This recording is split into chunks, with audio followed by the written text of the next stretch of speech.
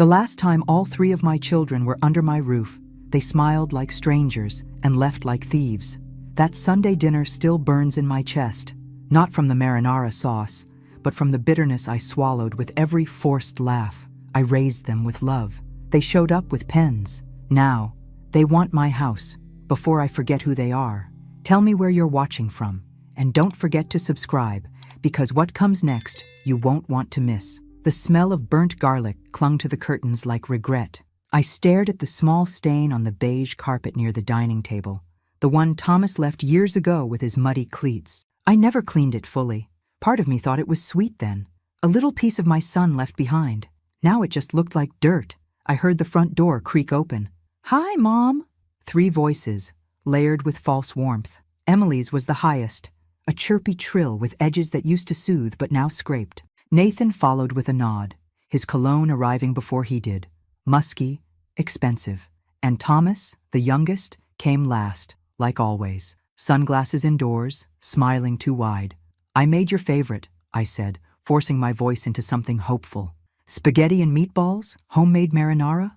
I looked into their eyes. None of them remembered that. None of them cared. We sat. The wooden chairs groaned beneath us, old joints echoing mine. I served them each a plate, hands trembling just a little. Maybe from the pot, maybe not. "So," Emily began, dabbing her mouth with a cloth napkin she brought herself. "We've been talking, and we think it's time we, made some plans." Nathan cleared his throat. "For the future, for your security, for your peace of mind," Thomas added, flashing that damn grin. My fork paused halfway to my mouth. "What kind of plans?" Emily reached into her purse. That purse, the red one with the gold buckle I gave her last Christmas. She didn't even remember. She slid a folder across the table. Cream-colored. Too formal. Too final. "It's just a simple transfer," she said. "We spoke to someone. If you sign the house over to us now, it'll make things easier. For you. For all of us," Nathan added, staring directly at me, eyes colder than I remembered. Thomas leaned forward, elbows on the table, unbothered. Just in case, before things get confusing. "You've been forgetting things lately, haven't you?" My stomach dropped. There it was. The line, the dig, the knife behind the smile. I laughed. It cracked. "So I'm losing it now, am I?" "No one said that," Emily rushed. "But we just want to be prepared." "For when you don't remember who we are," Thomas said, grinning. He thought he was being funny. He didn't notice my hand shaking beneath the table. Silence. The room was too warm. The sauce too acidic. My throat burned. I stared at the folder, the pen resting on top like a loaded gun. "You think I'm that far gone?" I whispered. Nathan sighed. "We're trying to help. By taking my house." Emily flinched. "Mom, I buried your father in this house," I snapped. "I changed your diapers on that couch. I held you all when you had fevers, fought off monsters you imagined under your beds. This house isn't just wood and brick. It's my whole life." More silence. This time, tight and sharp. Thomas stood. "Let's not make this dramatic, okay? You've always said you didn't want to be a burden." That word. Burden. My fork dropped, hit the plate like thunder. I looked at all 3 of them. My children.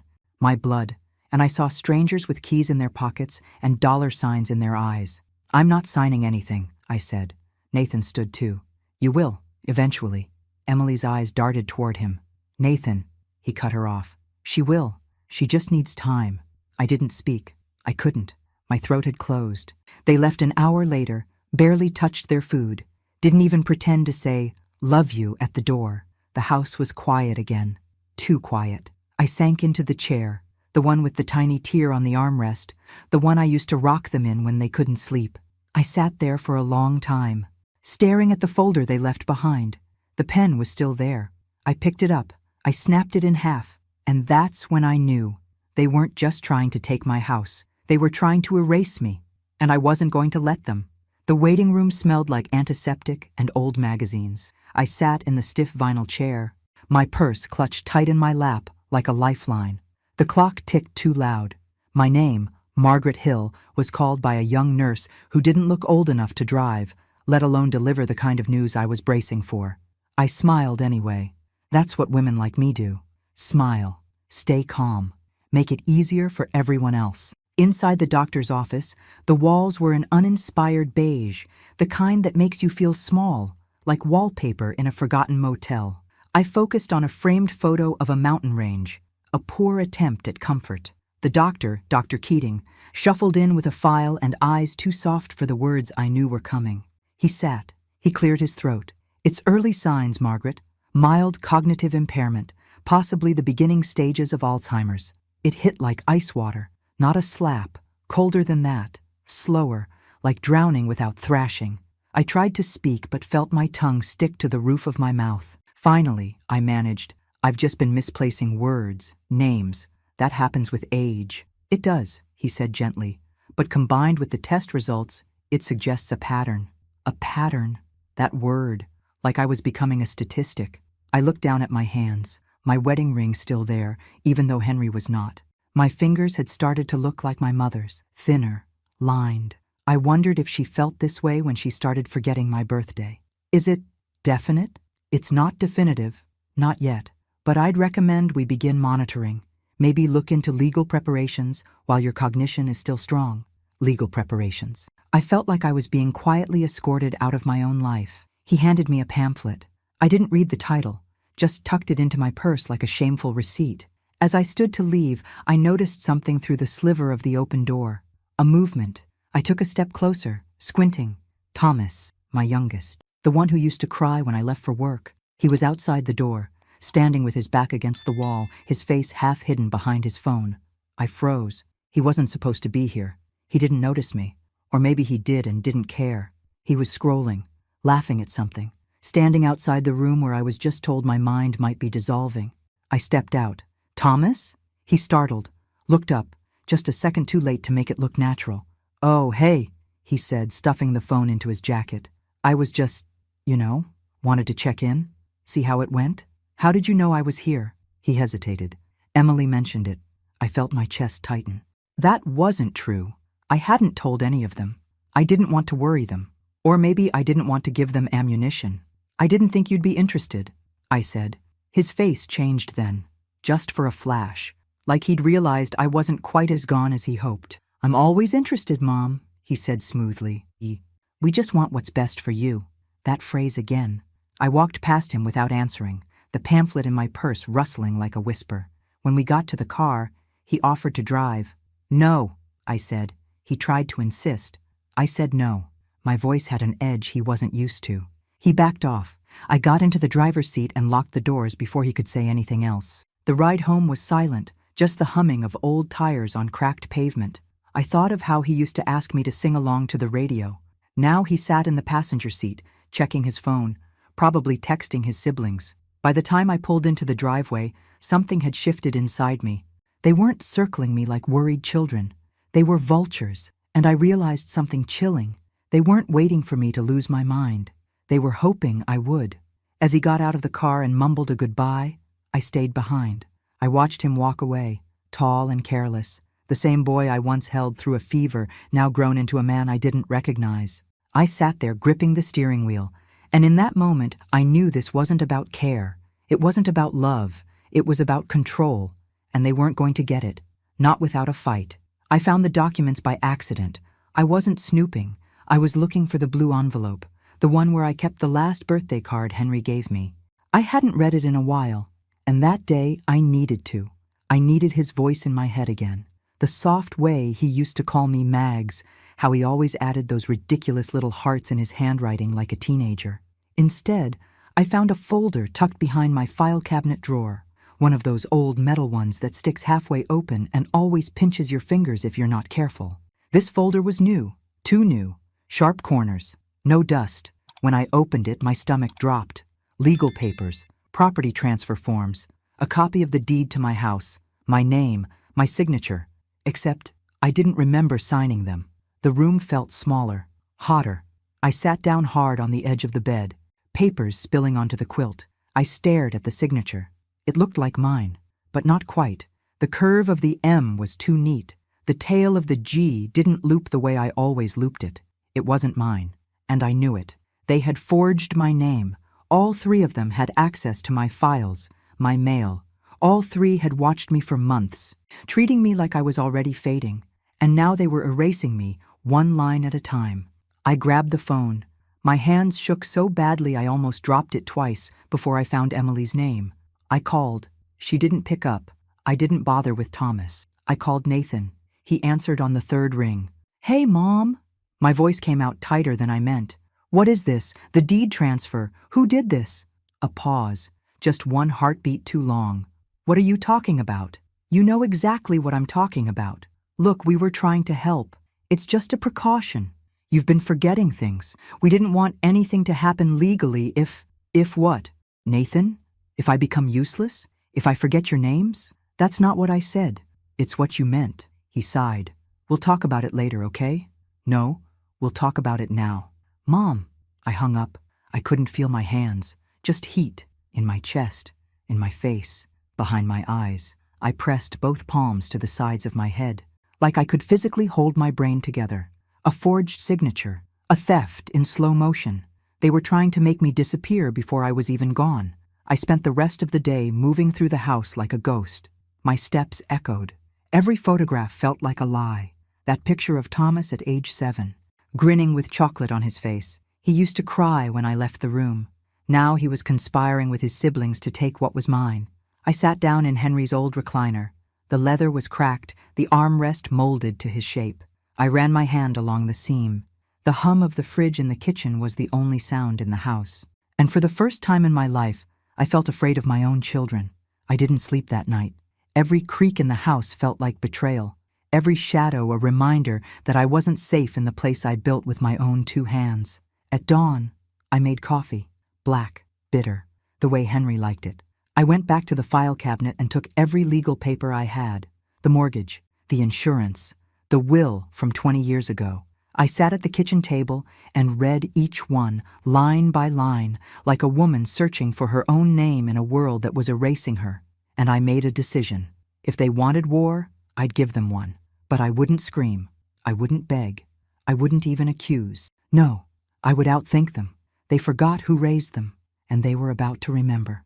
The walls in this house know too much. They've absorbed years of lullabies, whispered apologies, silent screams, and now, secrets, ugly ones, the kind that rot in the corners when no one's looking. It was just after p.m. when I heard it. Voices, muffled, but familiar. The creak of the floorboards told me they were upstairs, in the guest room, the one I used to keep full of stuffed animals and faded quilts. I crept out of my room, barefoot, one hand braced on the banister. The wood was cold, the air sharp with the scent of Emily's overdone lavender perfume. My robe dragged just a little against the floor. I didn't care. They didn't know I was awake. I stopped just outside the door, the one left open just a sliver too wide. Their voices filtered through. Thomas, laughing. "We'll put it on the market before the end of summer. The realtor said the neighborhood's peaking." "Emily, we need to act fast before she changes her mind. Or before she—" Nathan cut her off. "She's not changing her mind. She signed the damn thing. We just need to file it." Silence. Then a laugh. Low. Cold. "She doesn't even remember signing it," Nathan added. "And if she does, we'll say she's confused. Who's going to believe her over the 3 of us?" My breath caught. They were planning this. All of it. Deliberate. Coordinated. Cruel. Not confused concern. Not misguided protection. This was theft, camouflaged as love. I backed away slowly. My heel hit a loose board, and it let out a soft click. I froze. The voices stopped. I didn't breathe. Then Thomas said, too loud, "Did you hear that?" I turned, moved quickly, quietly, down the stairs, into the kitchen. The chair scraped as I pulled it out and sat, just as Emily came down with that fake sweet smile barely glued to her face. "Hey, Mom," she said. Too light. "You okay?" I looked up slowly, straight into her eyes. "Couldn't sleep," I said. Behind her, Nathan hovered on the stairs. Thomas lingered behind him like a shadow. "Something on your mind?" Emily asked, pulling the kettle from the stove. She wasn't making tea. She was buying time. I shrugged. Just thinking about the house. The pause in her hands was microscopic, but I saw it. "Oh? I've lived here for 40 years, I said, gently tapping the table. "Every crack in this floorboard has a memory in it. I don't think I could ever leave." Thomas entered now, trying too hard to sound casual. "Well, it's just a house, Mom." "No," I said quietly. It's my house. The silence was thick. Nathan shifted his weight. Emily looked down. You all forget, I added, that this place was paid off with your father's overtime, with my second job at the diner, with skipped vacations, with sacrifices you never even knew about. Emily tried to interject, but I raised a hand. Surprised myself, honestly, by how steady it was. I might be forgetful, yes. I might lose words, lose names, lose moments. But what I won't lose is my instinct, and right now it's screaming at me. None of them spoke. I stood slowly. My knees cracked, my spine ached, but I met their eyes one by one.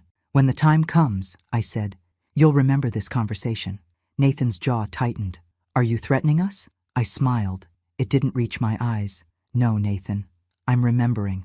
I walked away, my feet steady against the cold tile. They had tried to hide their betrayal behind closed doors, but they forgot something vital. This is still my house, and it hears everything. The lawyer looked like he should have been on a golf course, not behind a desk. Khakis, loafers, smiled too wide, talked too fast. Nice to finally meet you, Mrs. Hill, he said, extending a hand I didn't want to shake. His office smelled like stale coffee and laminate. Cheap, efficient, no soul. Call me Margaret, I said, sinking into the stiff leather chair. My bones were tired, but not weak. He glanced at the file in front of him, then at me. I understand you're here about some confusion regarding property transfers? Something like that. He smiled again, but this time it faltered. I wasn't here for small talk. I'd also like to revisit any assets from my father's estate, I added. His name was Edward Harris, passed in, and that caught him. He blinked. That's a while back. You believe there's something unresolved? I don't believe. I know. He nodded slowly, fingers already moving across his keyboard. Give me a moment. We'll pull the file from archives. I waited. 10 minutes, then 15. I stared at a picture frame on his desk. His family, I assumed. Wife, 2 daughters, a golden retriever. Everyone smiling. Everyone pretending things last forever. They don't. Ah, he said finally. Here we go. Looks like your father did leave behind a fund, set up through a private trust. It was designated to pass directly to his daughter, you, upon your mother's death. I sat up straighter. She passed in, I said. He nodded, lips pressed into a tight line. Yes, so the transfer should have occurred then. Should have? He hesitated, scrolled again, then frowned. Well, it shows here that the fund was claimed, in full, signed for, by me? He didn't answer right away, just flipped the screen slightly toward me.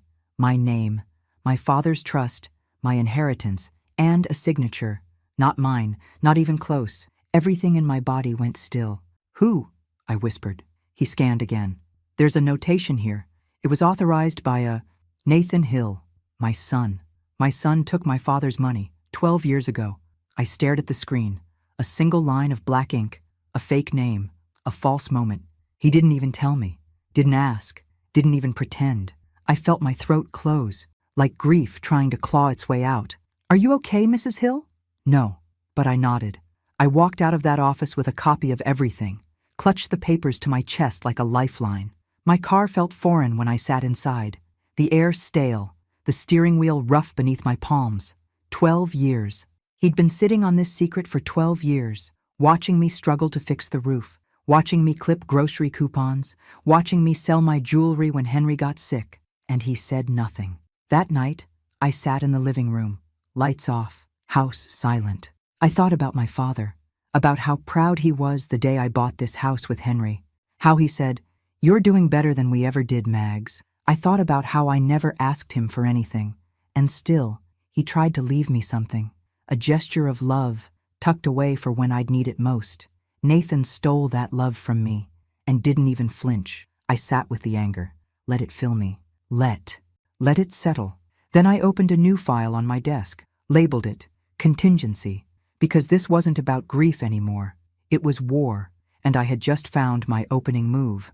I didn't cry, not after the lawyer's office, not after reading the forged documents under the flickering kitchen light, not after discovering that my own son had stolen the last thing my father ever gave me. Tears felt like a luxury, one I couldn't afford anymore.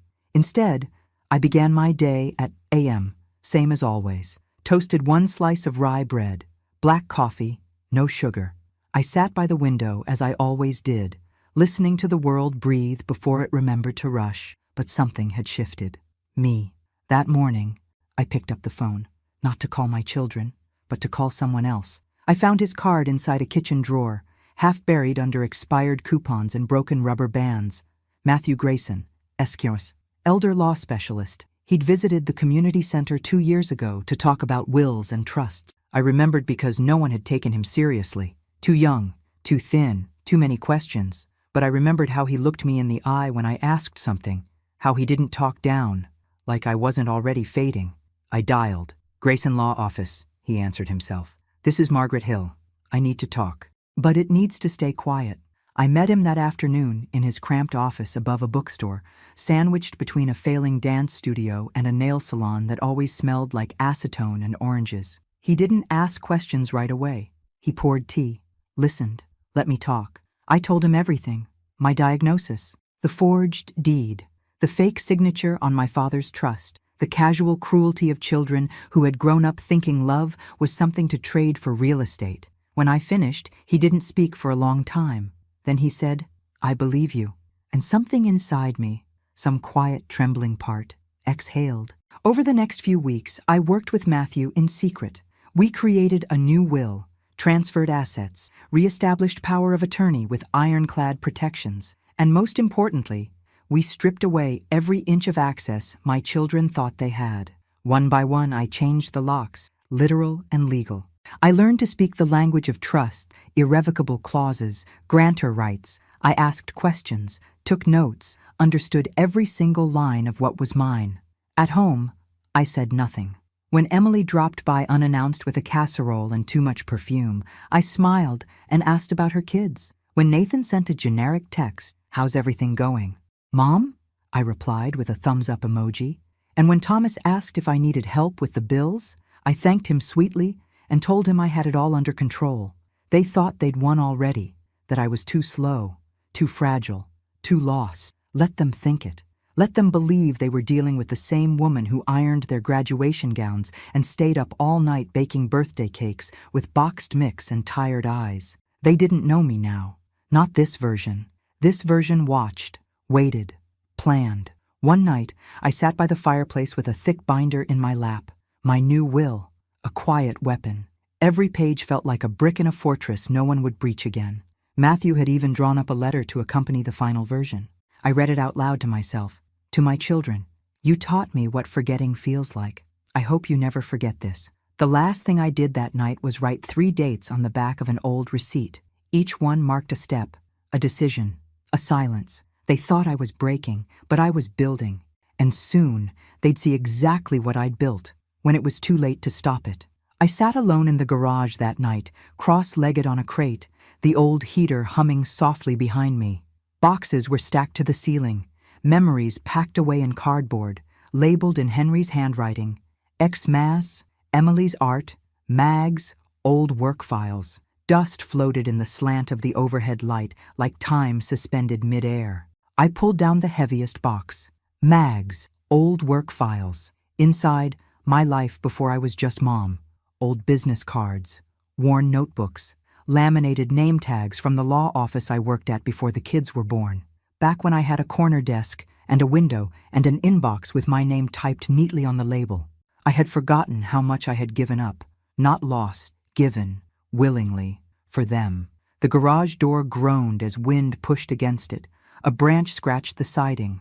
I didn't flinch. I kept reading.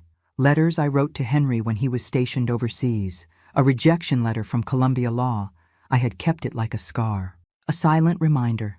And buried under a folder of tax returns was a small photo, one I hadn't seen in years. Emily in her first dance recital, Nathan with a baseball trophy too big for his little arms, Thomas asleep on my chest, sticky with ice cream. I stared at it for a long time. Then I stood and walked into the kitchen, laid it gently on the table. Next to it, I placed my last heating bill, because it was me who paid that, not them. It was me who worked doubles when Henry got laid off in... It was me who pawned her engagement ring to pay for Nathan's braces. It was me who skipped every vacation for a decade so Emily could go to art school in New York and never once came home for Thanksgiving after. It was me who let Thomas move back in for just a few months after college, and he stayed 2 years without paying rent. I remembered every sacrifice, and not once did they say thank you. When Henry got sick, I didn't ask them for help, not because I didn't need it, but because they were already too busy, too distant, too comfortable letting me carry the weight alone. I cooked, bathed, and held him through every coughing fit, every fall. Every day he forgot his own name, but remembered mine with trembling lips. And after he died, they didn't even stay through the full week. Nathan had a conference. Emily had a gallery opening. Thomas didn't even show. They only remembered me when a lawyer called. Now they hovered like flies around a wound, waiting for me to rot. But I wasn't done. Not yet. I went upstairs, opened my closet, pulled out the brown leather journal I had kept hidden since. Inside were records, receipts, journals of every loan I gave them, every unpaid promise, every missed visit, each one dated and detailed. I wasn't keeping score back then, but now I needed the full picture, because when people rewrite your story, the only way to survive is to make sure your truth is louder than their fiction. I flipped to a blank page and wrote, "They think I forgot. I remember everything." The pen shook, but not from weakness, from rage, from clarity, from a fire I thought had died with Henry, but had only gone quiet for a time. The next morning, I got dressed in my Sunday best. Pearls, hair curled, lipstick like armor. I wasn't going to church, I was going to war, and this time, I wouldn't be the one kneeling. The courthouse smelled like dust and bureaucracy, ink, old wood, and quiet resentment. I sat across from Matthew Grayson in a narrow hallway with flickering lights and water stains on the ceiling tiles. He slid a thick folder across the bench toward me. "This," he said softly, "is everything. New will, trust established, durable power of attorney, living directive. You're protected." I ran my fingers over the folder. Smooth, heavy, final. I swallowed hard. "Will they know?" "Eventually," he said. "But not today." "Good. Today wasn't for them." Matthew stood and straightened his tie. "You ready to file?" I looked up at him, then nodded. I was ready the moment they tried to erase me. Back home, I pulled into the driveway and just sat in the car for a while. The house looked the same, but I didn't. There was something sharper in my reflection in the rearview mirror, a squareness to my jaw, an unfamiliar stillness in my eyes, not soft, not sad, just resolved. Inside, I made tea, chamomile. I added honey, not for sweetness, but for steadiness. The house was quiet, a rare moment of calm, but I wasn't naive enough to think it would last. The phone rang just after noon. Thomas. I let it ring once, twice, then answered. "Hi, Mom." Cheerful, too cheerful. "What do you need, Thomas?" A pause. He laughed. "What makes you think I need something?" "Because you always do." "I was just checking in. Wanted to see how you were feeling." "Fine," I said. "Busy." "Oh, yeah? With what?" He didn't mean it. It wasn't curiosity. It was surveillance. "I've been learning," I said, "about trusts and estate law and how easy it is for someone to commit fraud." Silence. Then, "Is this about the papers?" "Mom, no," I said, voice flat. "This is about me and the fact that you forgot I was still here." He was quiet. Then, "We were just worried." "You weren't worried. You were waiting." I ended the call. The next day, I met Matthew again, this time in his office where we finalized everything. He double-checked the filings, confirmed the security of the trust, every asset now locked down, redirected, and irreversible. My house? No longer in my children's reach. The bank accounts? Protected by layered authorizations they'd never break. My legacy? Now written in stone. On the walk back to my car, I passed a bookstore and stopped in front of the display window. A memoir sat on the shelf. The Silent Women Speak Loudest. I almost laughed. Back home, I stood in the living room and looked around. At the photos, the couch where Thomas used to nap, the fireplace where Emily would hang stockings, the kitchen where Nathan spilled orange juice and cried over college rejection letters. And then I looked at the folder in my hands. Not just paper and ink, but armor. They thought I was weak. They thought memory loss made me disposable. But I remembered something they didn't. I built this family. I held it together. And now I was setting it free. Not for them. For me. It started with cinnamon. The scent drifted through the house like memory. Warm, sweet, familiar. I hadn't made my apple cobbler in years, not since before Henry got sick, but tonight it was back on the menu. I set the table with my best dishes, the wedding china, white with tiny gold vines along the rim, the set we only used on holidays, and once on the night Henry told me he was dying. Tonight, I would use it for something else. Justice. I lit candles, folded napkins. I even played the old Frank Sinatra record they all used to roll their eyes at. I wanted it to feel nostalgic. I wanted them to believe, for just a moment, that I was slipping back into the woman they thought they could walk all over. They arrived right on time. Emily was first, heels clicking on the hardwood like accusations. Nathan came in behind her, his phone glued to his palm. Thomas brought a six-pack of craft beer like a frat boy at a potluck. "Wow," Emily said, taking in the table. "This looks amazing, Mom." I smiled. "Trying something special," I said. "Thought we could have a nice night, like old times." They relaxed, just a little. We ate, we laughed, or they did anyway. I watched, listened, waited. Halfway through dessert, I stood. "I almost forgot," I said, wiping my mouth with my napkin. "I have something for you all." Emily perked up. Nathan glanced up from his phone. Thomas tilted his head like a puppy. I walked to the sideboard, picked up the envelope, the one with gold trim and thick paper. "I made some updates," I said. "To the will, the house, everything." Emily's smile twitched. "What kind of updates?" Nathan asked, already tense. I took a deep breath. "I've decided to make some changes to how things are divided." Thomas scoffed. "Mom," I cut him off. "No, you listen." They froze, not because I was loud, but because I wasn't. "I know what you did," I said, placing the envelope on the table. "All of you." Their eyes darted to each other, a silent ping-pong of guilt. "I know about the forged documents, about the trust my father left me that Nathan cashed out behind my back. I know about the lawyer you visited, the conversations you thought I didn't hear, the plans you made for this house." Emily's mouth opened, then closed. Nathan's jaw clenched. Thomas stared at his plate.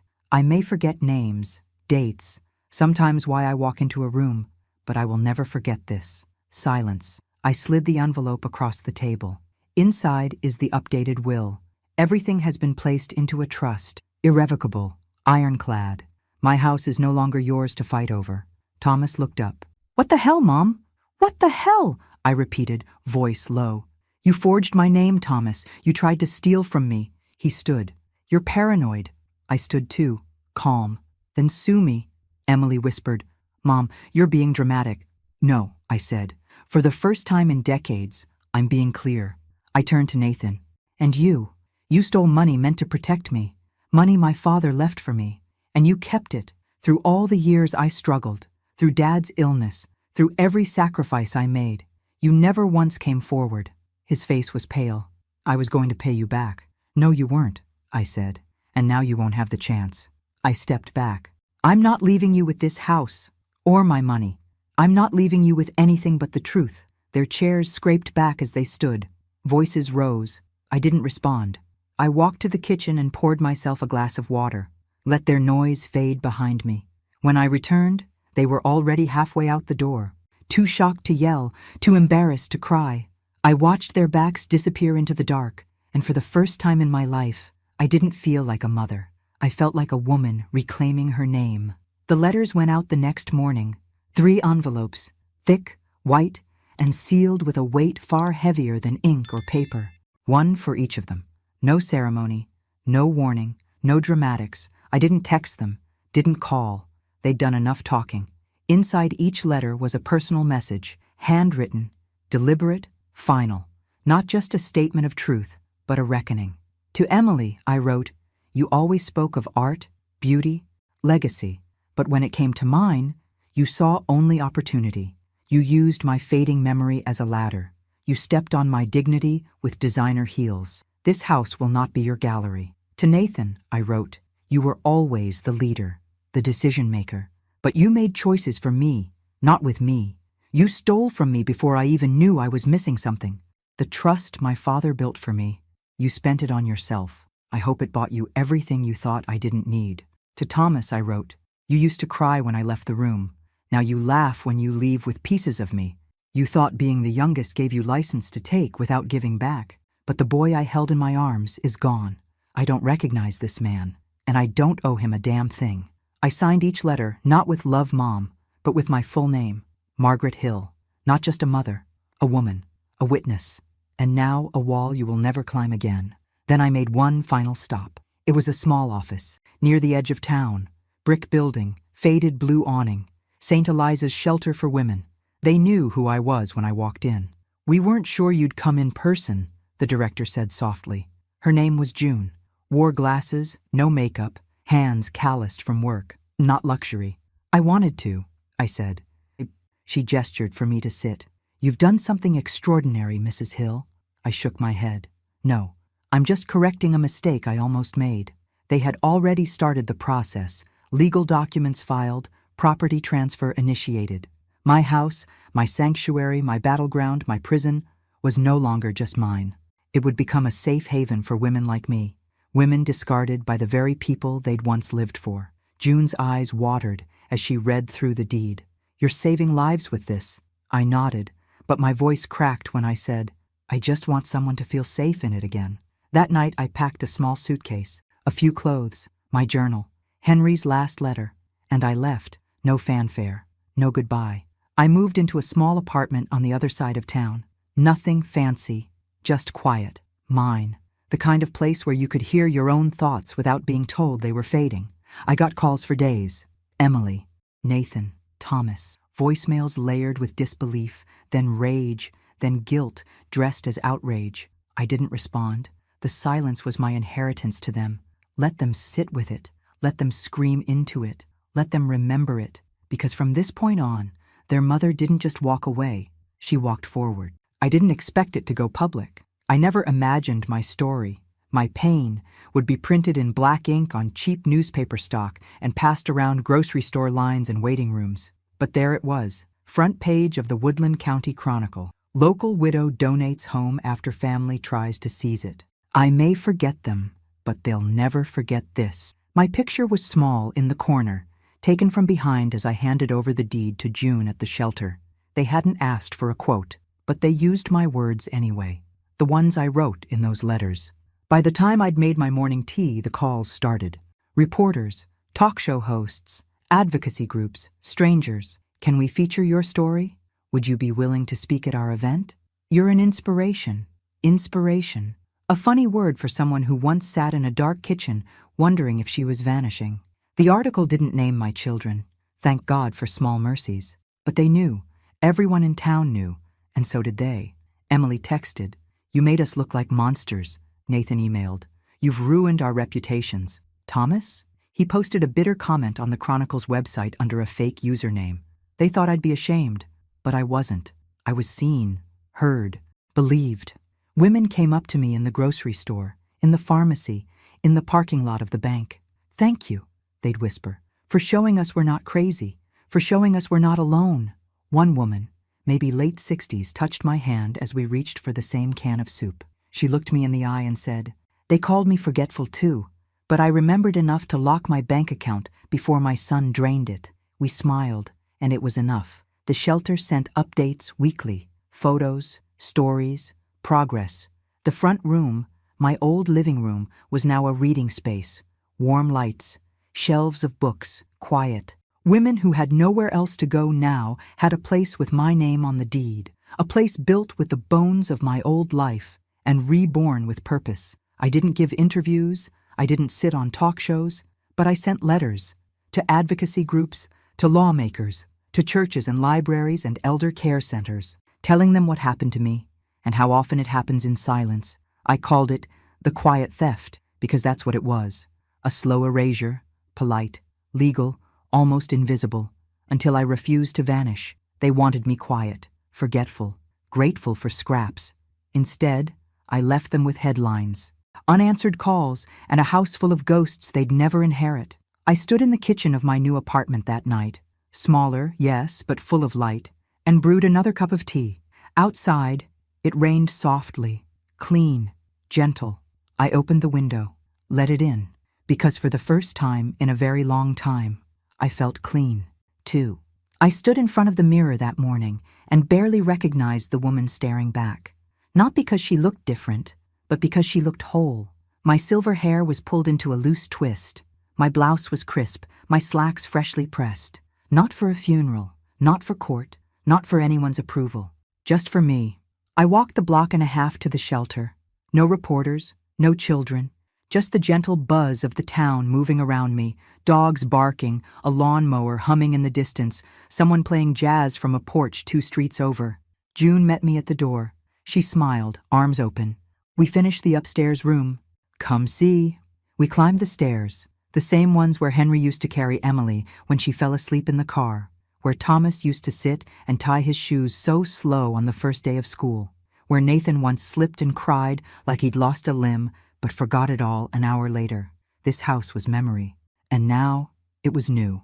The room was painted warm yellow, with white curtains swaying in the breeze, a small bed, a writing desk, a soft chair in the corner. It smelled like lavender and wood polish. It's the quiet room, June said, for the ones who need a place to think, to breathe, to be alone, but not forgotten. I didn't answer. I just placed my hand on the windowsill and looked out, and for the first time, in what felt like 100 years, I didn't feel watched. I felt witnessed. Later that day, I got a letter in the mail. No return address. But I recognized the handwriting. Emily. I sat on the back porch of my apartment, opened it slowly, and read, "Mom, I didn't understand what I was doing. I thought I was helping. That's not an excuse. You were right. I was selfish. We all were. I'm sorry. Not for the house, not for the money, for forgetting you were a person before you were our mother, and for assuming you wouldn't fight back. You did, and I'll never forget that. No signature. Just a line at the bottom. I hope you find peace in the home you made, with or without us." I folded it once, tucked it into the back of my journal.